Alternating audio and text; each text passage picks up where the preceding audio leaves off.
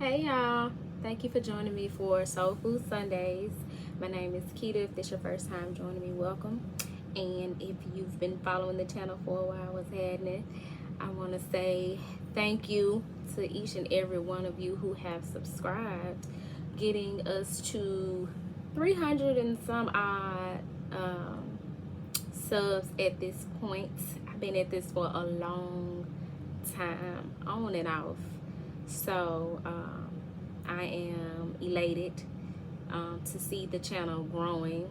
And I know that the more I am consistent in putting my time, effort, energy, and resources into it, that it will grow even more and be eventually monetized. But I just want y'all to know I'm grateful if I'm never monetized, as long as the divine is leading me to turn this camera on and pull these cards and give y'all these downloads. That's exactly what I'm gonna do, because I find such fulfillment and joy in knowing that I am helping people with the knowledge and wisdom that I'm able to offer. And even if y'all didn't validate that I'm helping y'all, it helps me. So I will definitely continue to do this work and look forward to the channel growing even more. So y'all make sure y'all liking and subscribing and sharing and all of the things, so we can get these numbers up, because I want to get monetized too. Shit, I'm trying to hang up my DoorDash cleats so I can just sit and talk to y'all ass all day. But no, for real, thank y'all so much. At the time that I'm recording this, I am running a flash sale on readings, but by the time that y'all see it, the sale will be over. So hopefully you're subscribed and you've checked the community board and taken advantage of that 30% off special. Stay tuned, because there will be more offerings and deals and whatnot as time goes on. But yeah, I have had a few downloads about the message that needs to come forth today. And one is that many of us are at a point of our journey where we are in atonement. And so I thought I knew what it meant, but I had to look it up to make sure, right? So what I found that closest resembles what was coming to me was, because I had to check the World Wide Web. Y'all know I'm a researcher by heart, honey. You can't tell me no any ass thing. I'm gonna go find out for myself. So it says atonement is the process by which people remove obstacles to their reconciliation with God. It is a recurring theme in the history of religion and theology. Rituals of expiation, whatever that means, and satisfaction appear in most religions as the means by which religious people reestablish or strengthen their relation to the holy or divine. Now, whether you consider yourself more spiritual or more religious, you may resonate with this definition, right? But for me, as one who is far more spiritual than religious, I think at this point it probably is safe to say I'm not religious at all, or not by society standards. I say that that opposed to atonement from a spiritual standpoint, opposed to atonement just off 411. That mean that information finna come through full throttle, hard body. As a spiritual being, atonement is more of the latter part of this definition, where one is reestablishing or strengthening their relationship to the divine along the journey. And so that's very much where many of us find ourselves as we are rediscovering who we are, just off 444, remembering who we are, being intentional about reestablishing our relationship with the divine now that we know what we know, now that the wool has been taken from over our eyes, and we can see beyond the veil of illusion. We are coming to know this different version of ourselves and also the God in us. And so our connection to the divine has changed. Our practices have changed. Our rituals have changed. Our speech has changed. So there's been some atonement taking place.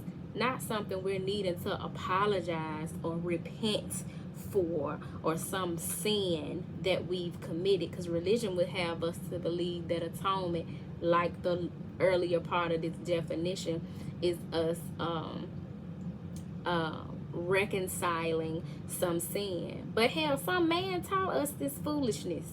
Why I got to apologize for what my people, my species has been taught for centuries, decades, lifetimes. You know what I'm saying? That's not something that I have to apologize to the divine for. It's not something that the divine is holding against me. And so I don't look at atonement in that way, and I don't advise that you all either, because that type of woe is me, I'm a sinner shit eats away at your self-worth. And it keeps you in an oppressed slave type mentality, when we're not slaves at all. We are sovereign beings. We are kings, queens, empresses, emperors, and we are full out expressions of the Most High. And so I'm not apologizing for a motherfucking thing.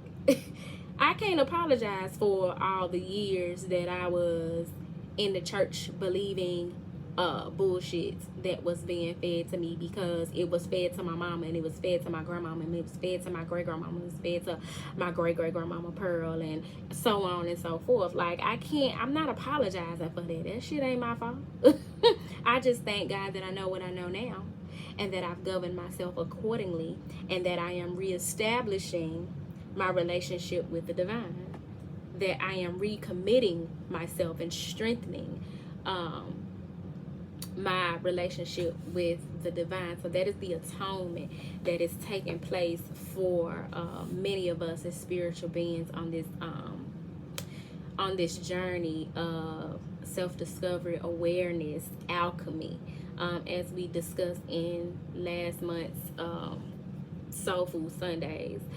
I have been doing zodiac readings. At this point, I still have a few more to go. And I've been pulling from the Gateway of Light activation card so that we can get some specifics about the activations and the alchemy and the ascensions that we're experiencing per the zodiac energy. So if you have not, you may want to check those out. Check your signs, your not just your sun. Check your moon and your rising and your Venus and your North Node and your Chiron. Check all of them, because at the end of the day, we are all of the signs. And so just because it's not your sun sign does not mean that the meaning of the message that is coming forth will not resonate with you. So don't let, the fact that, I'm not going to watch the Aries reading because that's not my sign. Don't let that keep you from getting the medicine that you so possibly need. So we got this foundation of, okay, the collective is going through an atonement of sorts, right? And we even have like some definition for it as spiritual beings. But I was led to, because I promised this was not part of the plan until I literally walked in this room.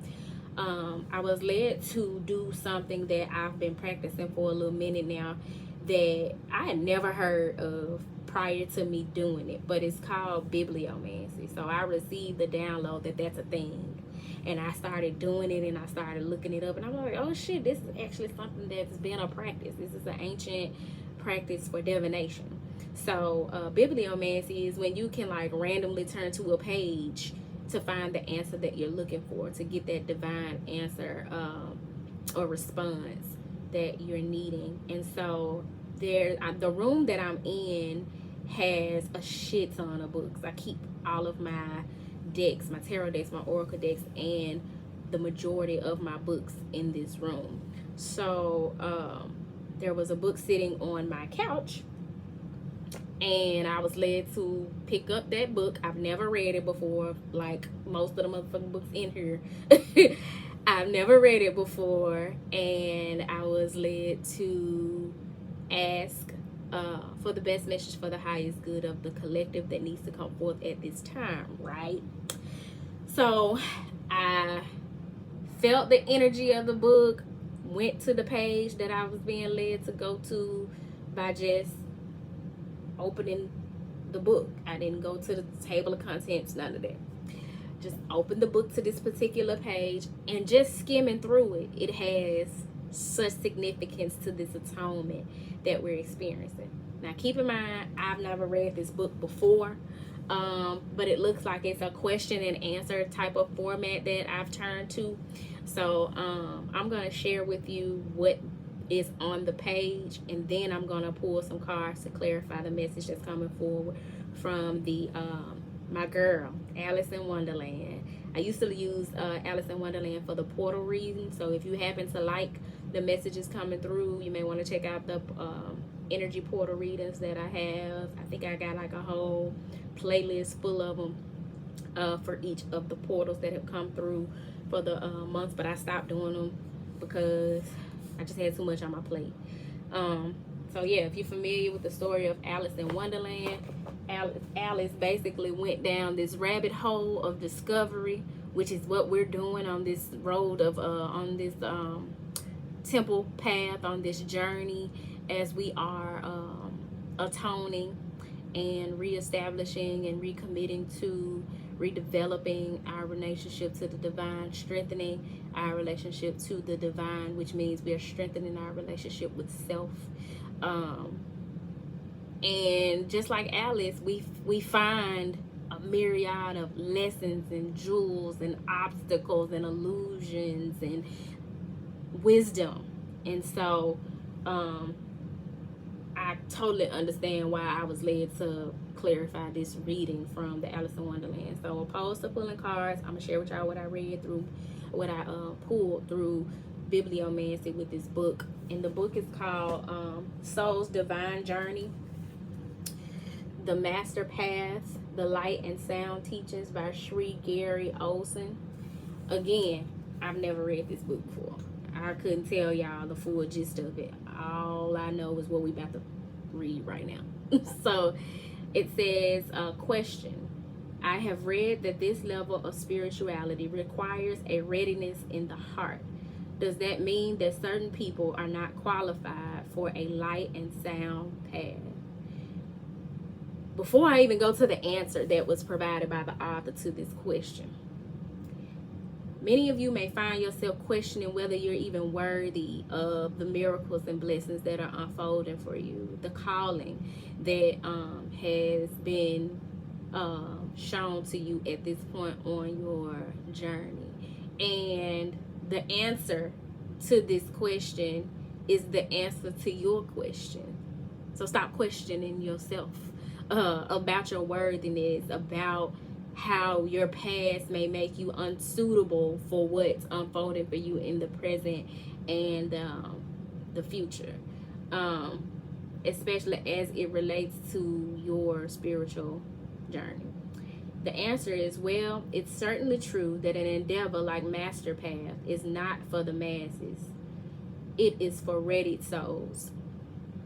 So if you've been called, you receiving that calling, and for the most part, if you watch my channel and you tap in with my readings, you being called, because that's my job. I help the light workers like me. I help them with knowledge and wisdom that I've gained along my journey up to this point, to get to where they need to be and understand that, yeah, you have a purpose. You have a calling. You ain't got time to be out here shucking and jiving and bullshitting, because you incarnated in this lifetime to do some particular things to help raise the vibration of humanity with your divine light and by being your authentic self.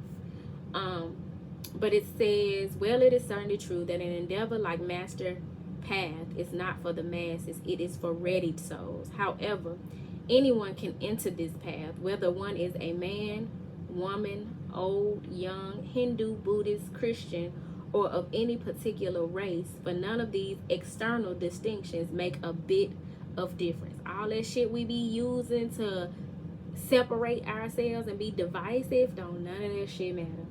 The path is not exclusive in that sense of the word. It is inclusive. Not exclusive, but inclusive. The path is not exclusive in that sense of the word. It is inclusive. There is a point of wisdom that must be grasped, though. For in order to move on to the 12th grade, an individual must have finished the 11th. Someone who is in the 11th grade cannot jump to the 12th grade because there would be no way for this individual to digest the instruction at that level. This is where the light and sound teachings become exclusive. The only individuals who will be attracted to a light and sound path are those who are at the end of the road with their present experience, whether it is a religious, philosophical, or metaphysical endeavor. After the soul has experienced countless incarnations attempting to find God, one's spiritual desire naturally evolves into what you could call a readiness in the heart. So the ways of the world, and especially religion, has taught us to operate from a more logical space. But your capacity to evolve, stretch, grow, expand on the master path, the path of becoming an ascended master and living out your purpose, tapping into your Christ consciousness and taking up your cross, so to speak, requires a readiness of the heart, a heart chakra awakening, making decisions and operating from the heart. And we are seeing on a daily basis how that logical approach to living and connecting with one another, and even building community, is not only divisive, but it has like it's oppressive. It's divisive and it's oppressive. Whereas the heart-led ways of living and expression and connecting don't get as much shine. It's happening. Don't let nobody tell you people ain't out here living from their heart and operating from their heart, connecting from the heart, helping one another and being neighborly and loving and kind and compassionate and forgiving. That's happening, but that type of shit ain't what's popular. So in order for you to thrive on your spiritual path, you have to have or develop a readiness of the heart. And that often comes from having that dark night of the soul where that ego dies. You surrender those attachments to superficial appearances, connections, ideas, patterns, just low vibrational energies and entities for a more heartfelt life, for a more heartfelt expression of who you are, because that is who you authentically are and were created to be, before you were conditioned to show up in the world the way that, I ain't gonna say we have, because I'm in the boat with y'all. It says, when someone is truly ready to embark on soul's divine journey, that individual will experience an undeniable attraction when coming into contact with these teachings. And this is the only qualification needed. That's why I said, if you listening to me, you already have had that calling. Like they've been tapping on your door. What's that damn song? I'm gonna knock on your door, tap on your window pane, tap on your window pane. Who is that? I'm so random. I'm gonna tell you, baby, as soon as I get through missing you, till you come back to me, that's what I'm gonna do. Y'all, this ain't got shit to do with shit, but now I got to remember who sang that song. I'm sorry. That's the thing about following my channel. You gotta deal with my randomness sometimes. Who is that? Because if I don't look this up, like, that's gonna bother me.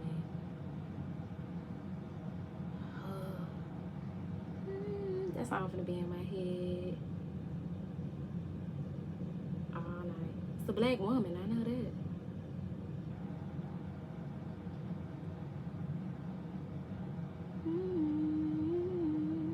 This don't make no sense how I'm taking all this time to figure out who's singing this song. Anyway, I'm going to find it, and then I'm going to put it on the community board in case anybody like the song. Of course, you might not like how I sing it, but it might be somebody's jam. It might be a message in it. You know how I be channeling songs and it be in a message in the song. But the point that I was making is that's how your calling gonna be. Knocking on the door, the window pane, all of that, until you come back to the root of why you're here in the first place. So you're being led to remember why you're here in the first place, and remember who you are, who you were created to be, who you what energies you embodied before the world had its way with you. There is a wise saying from the past that states, when the student is ready, the master will appear. I agree with that wholeheartedly. Along my journey, every lesson that I've needed to learn, every mentor or example that I've needed to be set has been presented to me in some shape, form, or fashion when I was ready to learn that lesson. And so that is very much true, that when the student is ready, the master will appear. And if I'm the master, if I'm the teacher, the fact that you have been presented with this connection with me, be it personal or just, via you watching the channel, that is signed that you are ready. So if you're ready to learn what's being presented to you. So if you've been questioning that thing or resisting it, you fighting it, you running away from it, you can't run. You can run, but you can't hide. You're ready. You just scared. It says souls come into this world and pursue spirituality for many, many lifetimes. And when they reach a certain point in their spiritual evolution, they are literally called, and it has called in quotations, by the divine, the highest spiritual power situated within their own inner being. I promise I ain't read this before, y'all. I promise I haven't. I skimmed through the second page, which I'm just starting to read from after that sentence that I just said. But I was just saying how in order to develop and reestablish and strengthen that relationship with the divine, you're strengthening and reestablishing that relationship with the power situated within your own inner being, within yourself. That self-love, that self-care, and that self-worth is the foundation by which you build your relationship with the divine on. So it is not the master who calls, and it is not your own pleading that brings you to the sound or the Sat Guru. Thus, it is not your decision, nor is it mine.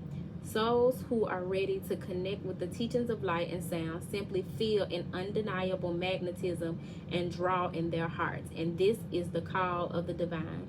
Even if you experience some type of contention with the living master initially, either how I look, talk, or carry myself, that is still inconsequential, because if you are ready, the divine power within your very own soul will move mysteriously and touch your heart in ways you've never before experienced. How else you gonna have that heart chakra awakening if situations don't come about divinely to bust it wide open like legs at 2 o'clock in the morning? Okay.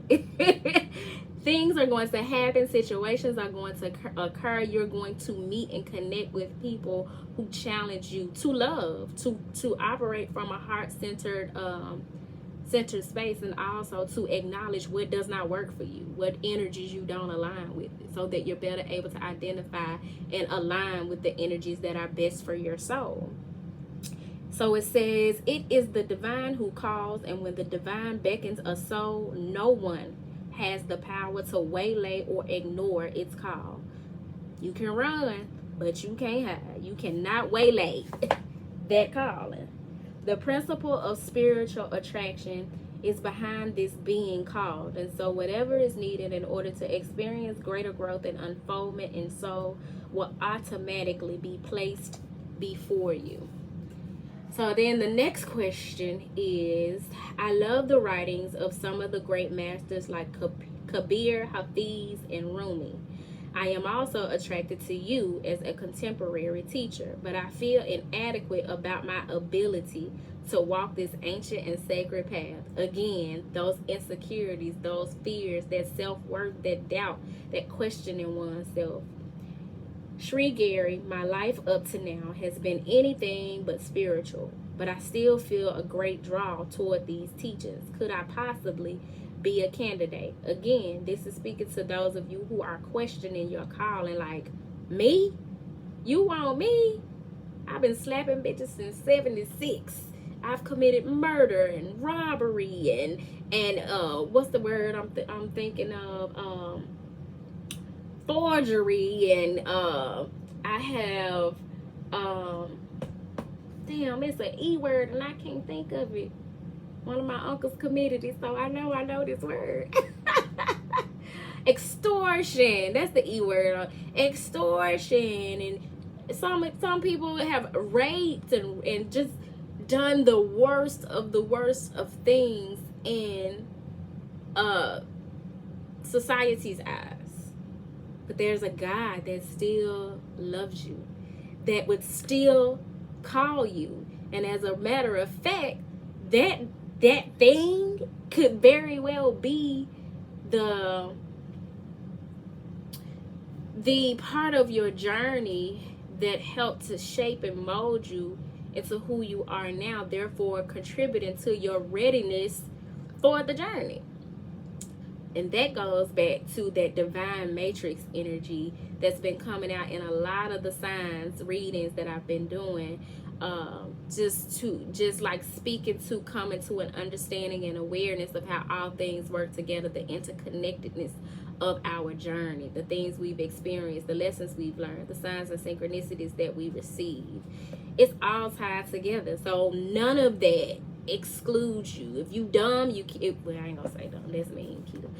Because the point I was about to say, if you can't read and write, you can't count, you got a stutter, you got a limp, you got one arm and one leg, God could still use you. And those inadequacies don't make you less than or unworthy of walking the divine path and being an ascended master or being a light within your community.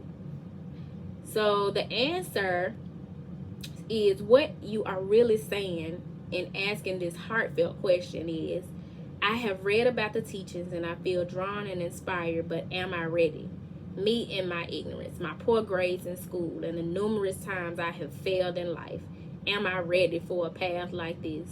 Well, I say there is a good chance you are, for you would not feel such magnetism or attraction if you were not deeply and properly prepared. So I'm talking to all of my people who have been feeling a deep magnetic attraction to the esoterics, to metaphysical topics, to spirituality, to meditation, to yoga, to crystals and learning about the chakras, to different things that are considered taboo within religious constructs, to you've been interested in things that don't necessarily align with the patriarchy or what you've been raised to believe. That's for a reason. And so this journey of atonement for you is discovering yourself through those things and strengthening your relationship with the divine through those things, discovering the divine within you and connecting with the divine around you through your exploration of those topics, through your curiosity. So you have no reason to fear or question yourself about whether or not you're worthy to walk this path, because unlike that of more religious constructs and spirituality, that hierarchy is not holding your feet to the fire. You're not less than because of your past or even your present circumstances. So I think we have drilled that point home to no damn return, but I don't mind saying again, I do not mind at all. We're going to clarify the message. Y'all, I promise I ain't never read that book before, but didn't all that shit tie in? Made sense to me, child. So, Spirit, please bring forth the best message for the highest good of the collective, clarifying the message of atonement and remembering to remember. Also, while I'm seeking the clarifying message, another thing that's been coming to me is there is a generation or group of facet of people who are conscious, but they have not explored their subconscious, and therefore have fallen victim to the ways of the world, the ways of the matrix, this world's matrix, attachments to low vibrational energies and entities and ways of living, because they have not done that shadow work. They have not gotten to the root. They more so operate and work with the stems and the leaves or the rosebuds, you know what I'm saying? But in order to truly appreciate the rose that we talked about before, you have to also accept its thorns. And so you got to go deep into that subconscious and break those ancestral binds, those generational binds, those societal binds. It's not enough to thrive on this journey, this master path, to be conscious. It ain't enough to be woke. You gonna need to be healed and whole. It ain't enough to just read information in a book and regurgitate it, because that's what a lot of religion consists of. Learning some Bible scriptures, some sacred text, and just regurgitating the information and not actually committing day by day, moment by moment, to living according to that which has penetrated your heart. You can learn this shit, commit it to memory, and logically spit it back out all day long. And you can fool some of the people some of the times. You cannot fool all of the people all of the time, because when you operate in that way, that's a schizophrenic type of existence, to know better and not do better. But you're able to do better once you've done that subconscious work, once you've done that shadow work, once you've gotten deep and went to therapy or got some energy healing or been exercised. And by exercise, I don't mean like going to the gym, I mean an exorcism, but have literally worked on the spirit within, the spirits within that have caused you to be bound to low vibrational behaviors and a way of existing, that inner child work. We gotta go deeper. We can't just be showing up with dashikis on and yoga pants talking about this is the life. But there are generations who have carried the torch that far, and brought us to the point where we are the ones that are being called to take it further and do that subconscious work, to go deep below the surface and into the dark crevices of our minds, to heal things that were set into play lifetimes ago, generations ago, in other realms. So because that's been dropped off on your front porch like a package from Amazon, you gotta go in there and get it. You gotta go out there and get it, bring it in the house, and tend to it. Open it up and see what it has in store for you, because that is your calling. I was talking to somebody who I have run in close circles with since, I believe, high school. We always somehow find our way back to each other, be it some events. I've taken part in some events she's hosted, 'cause she's a therapist, or I like a high school alumni event, or shit, I think I used to see her when I used to go to the club. Like, we've always been around each other in some capacity. And I bumped into her recently and we were talking, and she was saying how she's second generation woke, which is true. She is. I've met her mom several times, and her mom is very Afrocentric, and you know, you don't look at her and think, oh, she's caught up in the matrix. No, she looked like a sovereign woman who operates according to her own knowledge and wisdom. But she was telling me how her mom's lifestyle, so to speak, led to some health issues. And I told her, you know, when I don't mean any harm or no offense, but that's something that's been coming to me a lot lately, how like people can be woke and know better, but not necessarily tap into that capacity to live and do better because they have not tapped into that subconscious source of where a lot of the dysfunction and low vibrational energy stems from. And she agreed with me, so I'm sure she don't mind me sharing. But even if she do, I ain't said her name, so I don't feel like I did nothing wrong. Auntie who?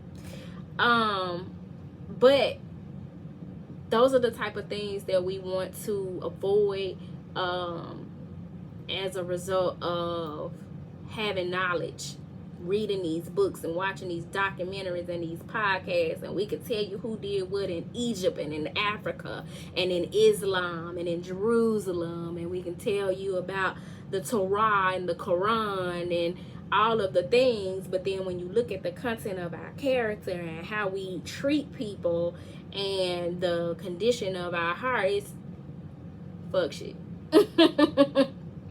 Fuck shit. It's not enough to be woke, okay? You're gonna have to do that work to heal the subconscious, to integrate your light and your dark. Because for many of us, it's not even a matter of healing it. It's a matter of becoming aware of it and learning how to work with it. So like me, as a daughter of Shango, I can be a hothead.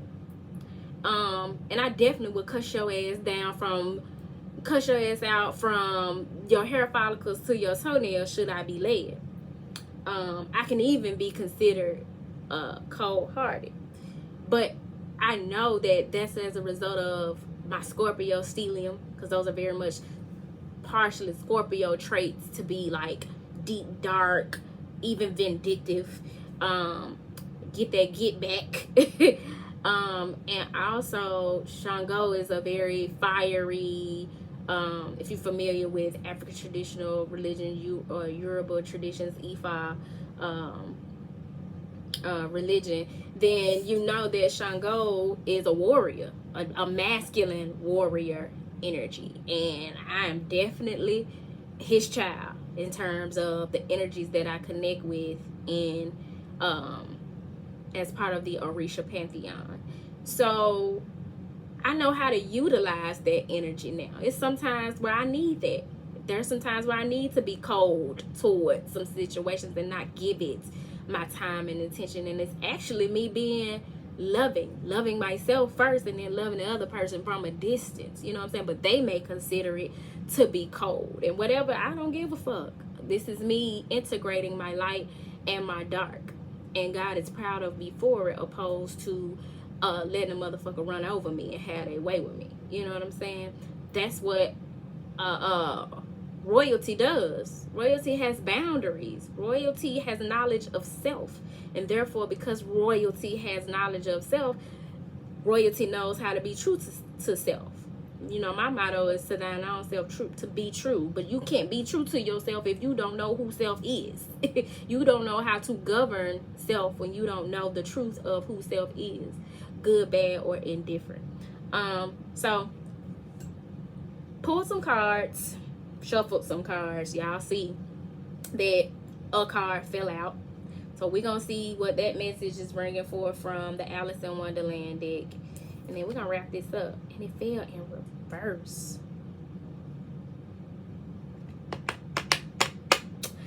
Number 16. A moment's regret. Nostalgia. Idealizing the past. Fearing you've made a mistake. In reverse, this is speaking to getting over that shit. Stop living in the past and letting that be the thing that stops you from a glorious future or even present.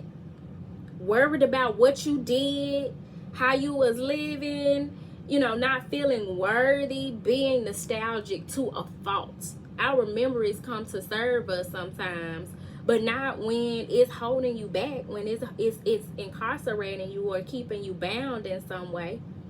So it's doing that subconscious work to overcome being too focused on the past and questioning your worthiness because of it.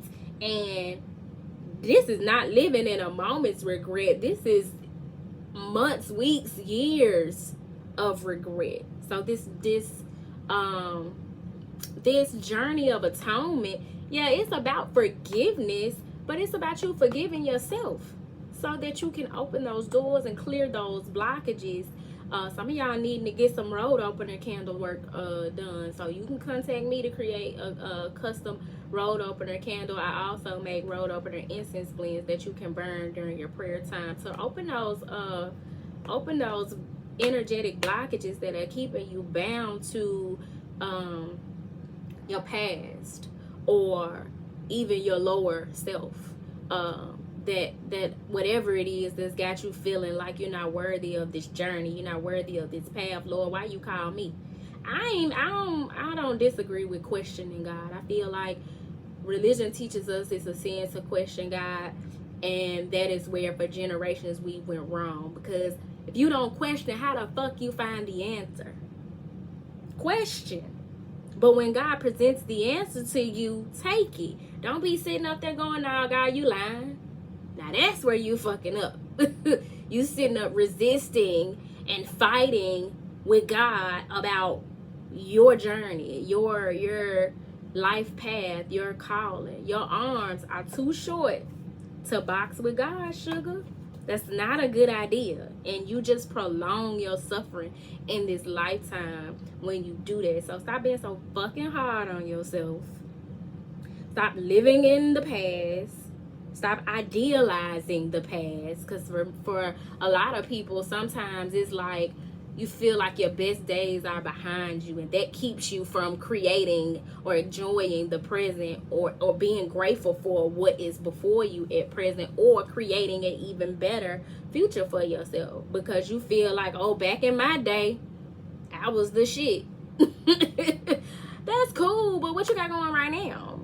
What you finna do? You know what I'm saying? So you just want to get more balance. But this being in reverse just speaks to, that's part of the journey. This is the atonement journey that many of you are on. So I know I sound like I'm fussing, but from the looks of it, a lot of y'all are overcoming these energies and coming to understand why it's so important that you not be stuck in those timelines. So at the top of the deck, you have keep your temper, represented by the number 20. Don't allow anger to rule you. A lot of time anger comes up. Damn, when I just talking about me being hot-headed and being a childish Shango.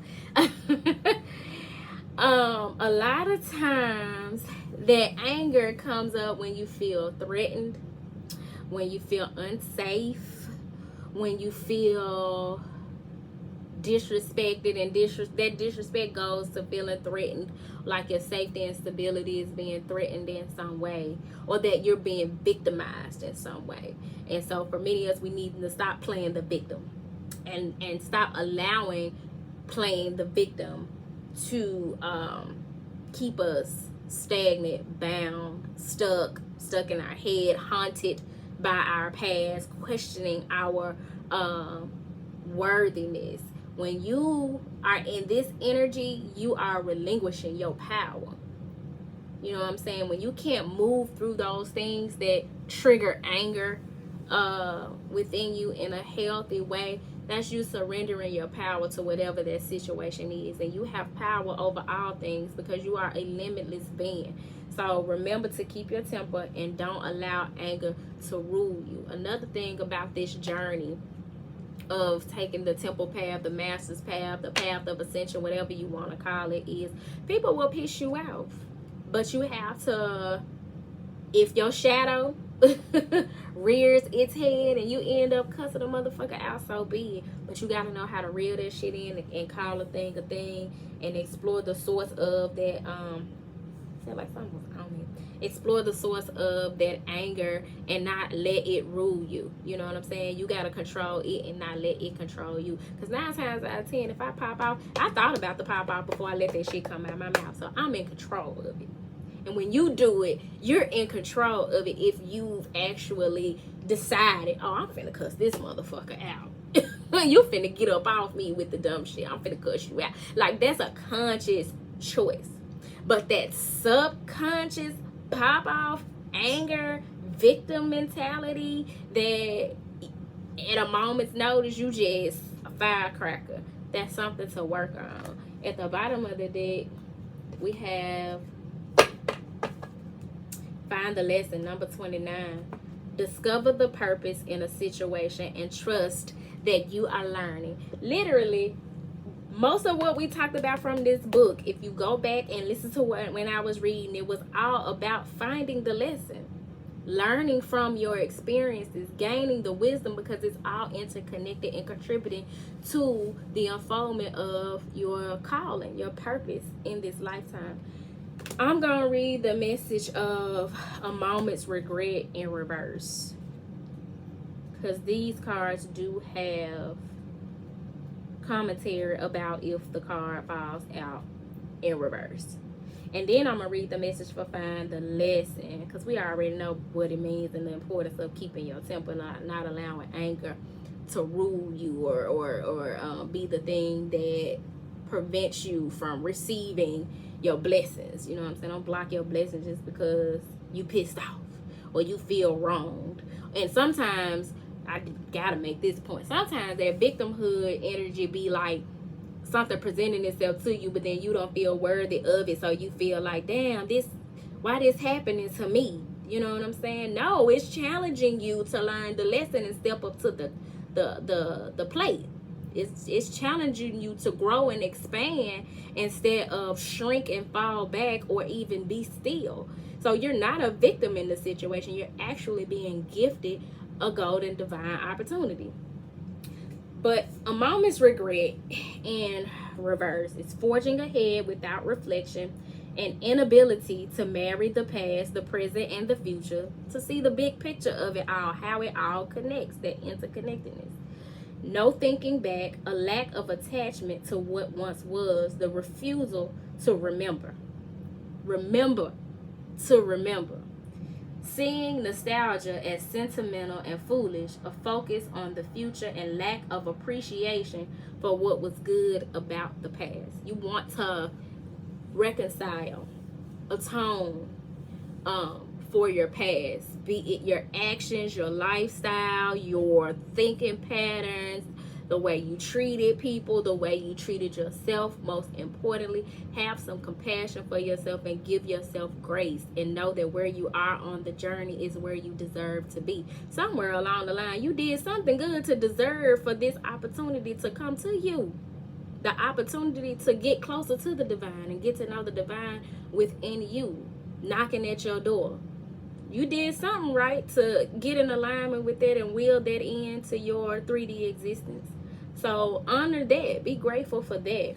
At the bottom of the deck, we had find the lesson. And so the message for that is Alice is struggling to find any meaning in what is taking place in Wonderland, particularly when she is at the court of the Queen of Hearts. She is puzzled, confused, and feels very much like complaining, that victim shit. The truth is, there's a lot for you and Alice to complain about. People are not cooperating with each other. There is a great deal of disorganization and chaos. People are quarreling and not getting along. The volatile nature of what is taking place can make you feel like there is no sense to any of this at all. But as the Duchess points out, everything has a moral, or rather everything has a lesson within it. And this is the struggle for you right now. Rather than forcing yourself to find the lesson, the better approach is to trust there is a lesson. Trust that you are learning and that this experience will come to be valuable in time. It's a very strange and trying place to find yourself in, so be patient with yourself. That grace, that atonement. Forgive yourself. Be patient with yourself. Understand that you're on a divine journey and you're just at a bump in the road. Understand that it is natural to feel frustrated, impatient, and confused, but trust that there is a reason for this, and in time you will come to know the purpose of this bizarre, topsy-turvy, and very trying time. So this speaks to upheaval, quarrelsome people, disputes, antagonism, and confusion, uncertainty about the purpose of a situation, feeling frustrated and ready to complain. Let it go to the universe. Ask the universe for clarity and trust that time will bring an understanding of the lessons this uncomfortable adventure is teaching you. This journey is definitely uncomfortable at times. But if it's your calling, and this is what we talking about, that journey that further unfolds your calling, is definitely worth it. And so when you commit to it, you commit to it day by day, moment by moment, from breath to breath. You're reminding yourself of what's unfolding for you, and how it has changed you, how it is stirring within you. That calling is stirring within you, and you can't ignore it. You are atoning for those feelings of unworthiness and the victim mentality, and you're doing that subconscious work to not just be woke, but be healed, to be balanced, to be mindful, to be heart-led, to be spirit-led. So I hope the message found y'all well. If it did not find you well, I hope that it leaves you well. I figured this was going to be a long one, but I think it was good. I feel good about it. So if you would like a personal reading, feel free to email me at turquoisemajesty@gmail.com. Again, don't forget to like the video should something have been said that resonated with you. Let me know down in the comments. If there's something that may resonate with someone you know, feel free to share the video. And if you have not already subscribed to the channel, you are more than welcome to join the tribe and subscribe. But until next time, y'all, peace.